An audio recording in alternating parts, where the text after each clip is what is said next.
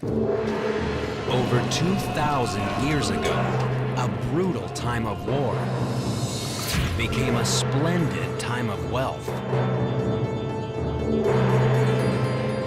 Lords and ladies lived it up in luxury.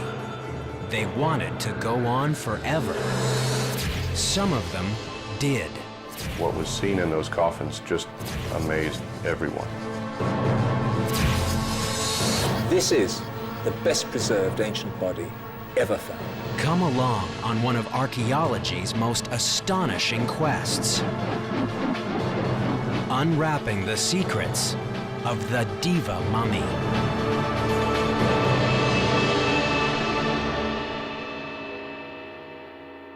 China, one of the world's oldest civilizations, and a modern economic juggernaut. Day and night, bulldozers churn up its ancient soil, carving out the foundations of China's future, uncovering an incredible mystery of its past. No one's found anything that I've ever seen remotely equivalent to this. There's nothing else like them anywhere in the world.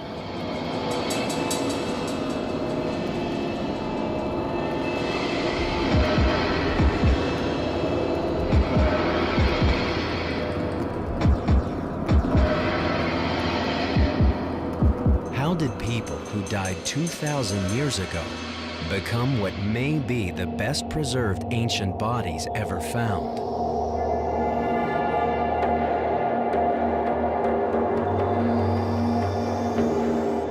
They look like living people, they move like living people. When you look at their intestines and other internal organs, they're about as close as you get to a well-preserved, fresh body today. Who was the woman many have called the world's most perfect mummy? This is something you never even find in Egypt.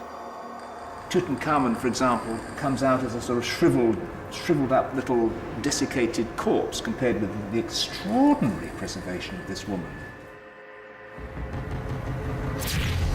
Enter the world of ancient China's masters of death and of mummies so lifelike they leave the Egyptians in the dust. Throughout life, they thought of little else than continuing life after death. There was a consensus that immortality was there to be taken, if only you could get the formula right.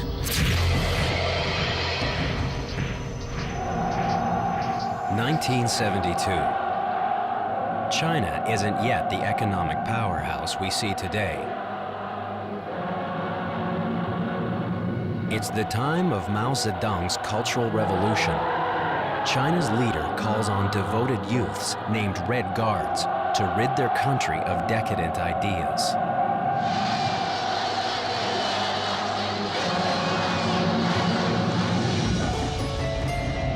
In this time of turmoil, officials in the city of Changsha announced one of the most astonishing archaeological discoveries ever made in China. Work crews digging through a hill called Ma Wang Dui had stumbled on an ancient tomb. Inside, they'd found the body of a woman who'd been dead for more than 2,000 years.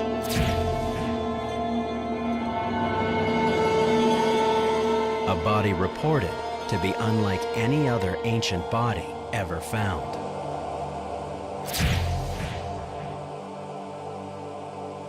Chinese scientists met to discuss the new discovery, but no one wanted to take responsibility for examining the ancient corpse. It was not a good time to fail, especially when Premier Zhou Enlai, one of the most powerful men in China, expected you to succeed. Premier Zhou told us not to touch ancient treasures unless we were absolutely sure we wouldn't destroy them. He said that if we damaged them, we would be disrespectful to our ancestors and to our country. So we generally left anything found in ancient tombs alone. China's most eminent pathologists declined to autopsy the body found at Ma Wangdui.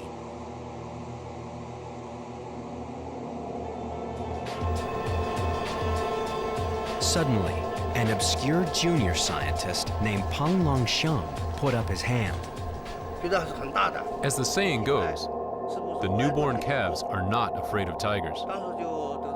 I was a fearless young man then, and I decided to conduct the autopsy. With senior scientists and powerful politicians literally breathing down his neck, Peng Longxiang picked up his scalpel and began to cut. I wasn't thinking about all the important people in the room. My only thought was that I'd volunteered to do this autopsy, and now I couldn't fail. So I just focused my mind on figuring out how this woman died. Peng Longqiang did not fail, and his autopsy of the woman found at Ma Wangdui would stun the scientific world.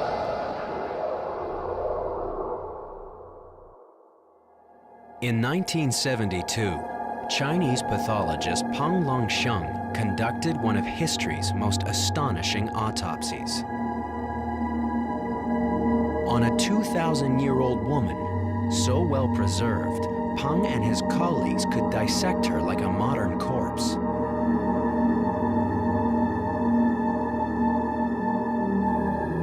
Her flesh was still soft and elastic.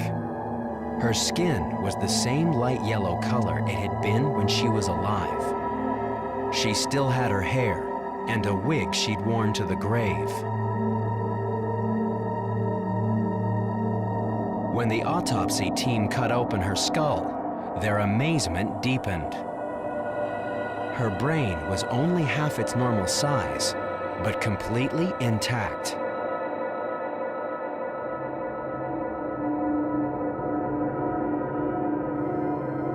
Then, Professor Peng made his first incision into the chest and found all her internal organs still in place and looking nearly good as new. The team removed her stomach, ovaries, and other organs. Incredibly, there was still red blood in her veins.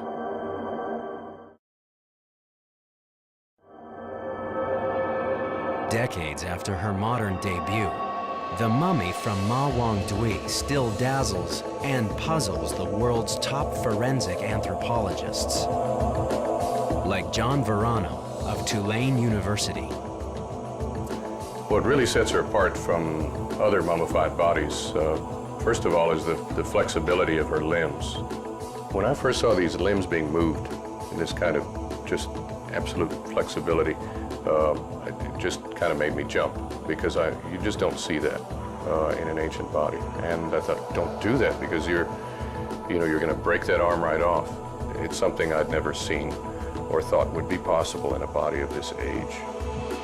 But even before Peng Longxiang began to cut, archaeologists already knew that the lady from Ma Wangdui was no ordinary mummy.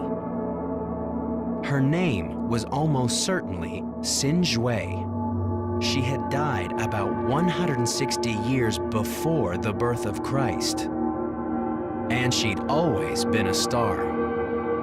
Archaeologist Charles Hyam knows her well. She was an aristocrat. She was a major member of a ruling family, and she led a life of considerable ease and luxury. 2,000 years ago, Xin Zhui was the wife of a powerful lord named the Marquis of Dai. Her modern home, the Hunan Provincial Museum, displays a life-size reconstruction of her.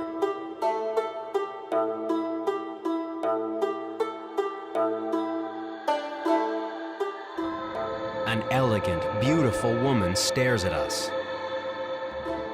But Professor Peng's autopsy suggests a very different look.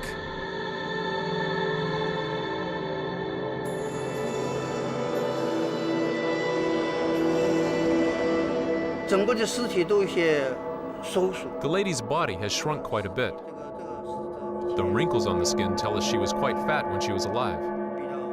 Many people estimate her body weight was around 70 kilos, quite fat.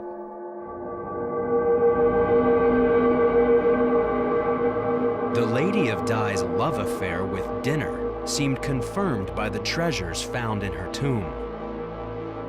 More than 1,000 artifacts. 2/3 of them connected with food and drink. 30 sealed bamboo baskets held everything from pears, plums, and soybeans to the bones of pigs, oxen, dogs, pheasants, and some 10 other animals. We know precisely what she liked to eat. Some of her favorite recipes, after all, were inscribed and placed in her grave. We find the complete skeleton of a swan, for example. We find sparrow's eggs. We find sliced lotus. All these items were clearly readily available for her table. But the tomb contained much more than enough food for the afterlife. Just because you were dead didn't mean you stopped dining in style. Xin Zhui planned to eat her eternal meals off exquisite lacquer dinnerware, the largest set of ancient Chinese lacquer ever found.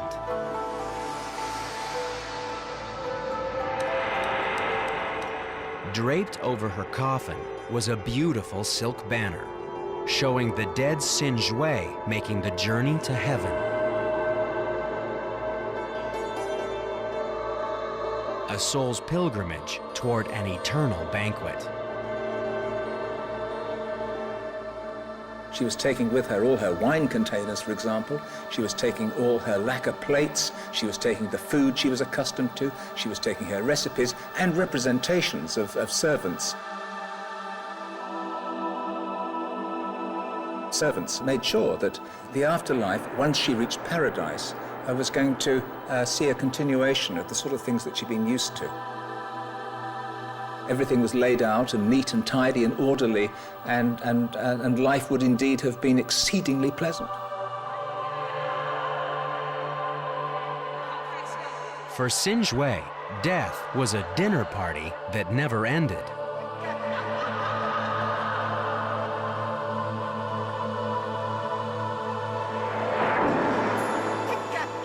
So was life. For her, on earth as it is in heaven, meant a little thing like death wouldn't spoil the fun. The Lady of Dai and her fellow aristocrats had plenty to celebrate. Life in ancient China hadn't always been so good.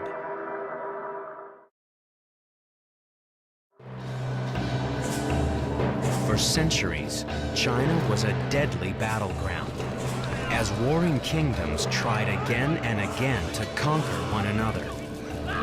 Even the rich and powerful spent their lives fighting to stay alive.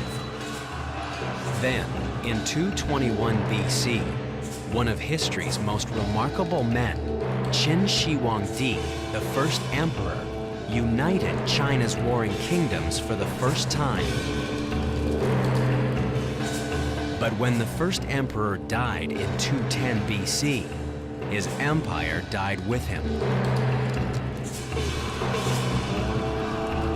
China plunged into 4 more bloody years of war until a rebel peasant leader founded a new dynasty, the Han, an empire contemporary with Imperial Rome and equally splendid.